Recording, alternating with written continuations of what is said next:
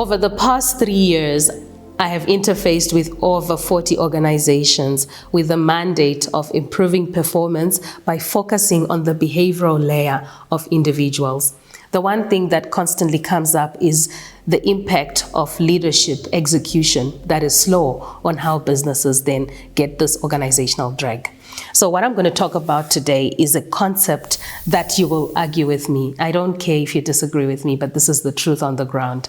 Helpfulness weakens leadership.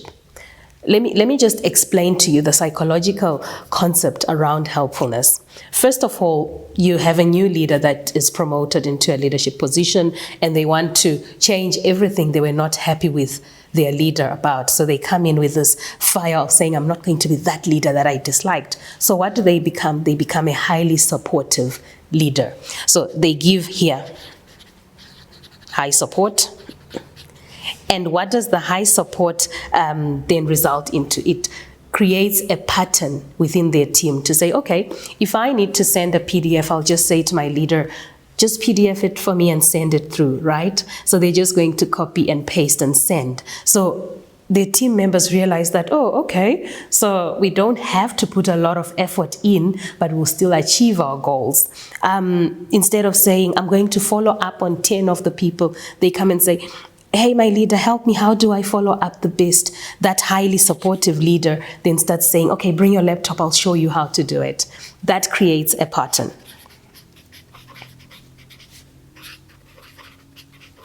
So this is a pattern that's now formed where team members put the least effort and they do not grow within their own roles. So, okay, this is going well. High support, a pattern is forming.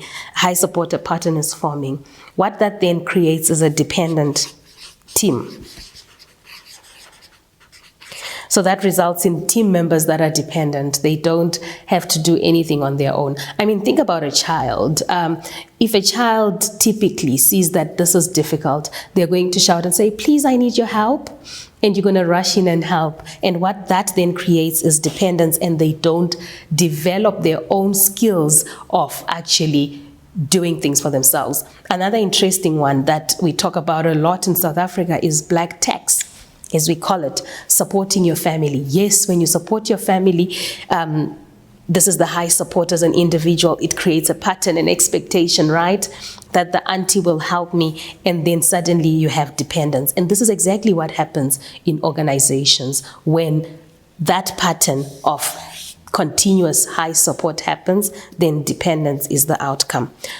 Unfortunately, this is an unsustainable position because then the leader becomes frustrated.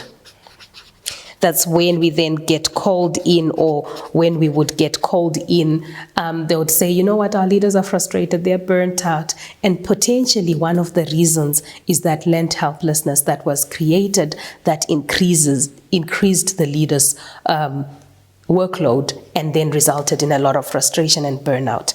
All right, so this is a cyclical pattern, and any psychological patterns can be broken.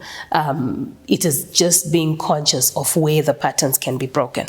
All right, so let's look at, if you have a very helpful leader, how can they break this part? First of all, they can break the high support. How do they do that? By coaching their employees or their team members. Instead of telling them what to do, ask them questions that will make them think for themselves. Push them to say, go and do it. Show me what you have done, and then I can help you. That way you're breaking that pattern of high support to pattern creation. The second part where you can break is when the pattern has been created and a dependence hasn't really formed, but it's about to form. So how do you break this part? This one is actually very difficult, because what you have done is you have taken the emotional regulation of your team member that now realizes that, okay, difficult things, I don't have to do it, and I don't know how to do it, and I don't want to do it. They've already learned not to do difficult things. So how you break it here is just give more tasks. If you are the leader who's struggling with learned helplessness in your team, give more tasks to your teams, give them research, give them a topic to say, okay, tomorrow can everyone present on this topic? And they realize that, you know what, we have to think for ourselves. Even if it's difficult, they find a a way to do it. Breaking it before the frustration happens is probably the biggest win that you can see. When people have become dependent, the best thing is to sit down one-on-one, discuss with them, why are you not putting the effort to achieve 1, 2, 3? Make it very clear and explicit that you are now becoming dependent and I don't like it because it's going to add a lot of frustration to me. Unfortunately, if we are here, the frustration breaking is now the workplace stability things that we offer, like wellness, like, coaching, where we help a leader to deal with the frustrated self that they have and the burnout that they're dealing with. And then they can become a leader that starts off on a new slate, which does not bring too much high support to the team. So this concept of learned helplessness happens to the leader and it becomes a problem. Let me show you why, if you're a senior management or business owner, this helpful leader is a risk to your business, because they become the rescuer that rescues people, that absorbs the pressure, and that also answers all the questions. So they become like a little center of dependence, right? So this is a center of dependence, and this is the rescuer leader. What then happens is, if this person leaves the company, then you have a big risk, because they've gone with all the historical information that everyone was pouring into them as they were looking for answers. Okay, if they stay, they are even a bigger problem, because you do not realize that they are hogging most of the information. Team members are bringing in all the pressure to them. They're absorbing it and they're taking it. If they're great, then they won't crash. But if they crash, then it's another big problem. However, the important part about this is, when people come with their problems, when a problem arises, this rescuer actually solves it, right? So all 5 people are bringing their problems to one person. Instead of this person coaching outwards these 5 people, they are bringing their pressure inwards to the rescuer, who takes in all the knowledge and fails to develop the other people. So when the same problem comes up, what are these people going to do? They never develop the muscle to deal with the problem. They're going to bring it back to the rescuer. And the rescuer remains the dependency center of problem solving in your organization. So you can see that is a bad person to have. They are worse than a non-performer, because they can actually create worse drag in your organization. On the contrary, you want a leader that is a multiplier. What does a multiplier do? When the team brings in the pressure, they bring out the pressure to the team. So in that process, they are growing all these 5 team members in different ways of problem solving. Unlike the rescuer, this multiplier will be driven and will be a multiplier. So in themselves, they know what they want to do, so they're driven to do what they want to do. But more importantly, they are also a driver of the team members. And the second part is they build.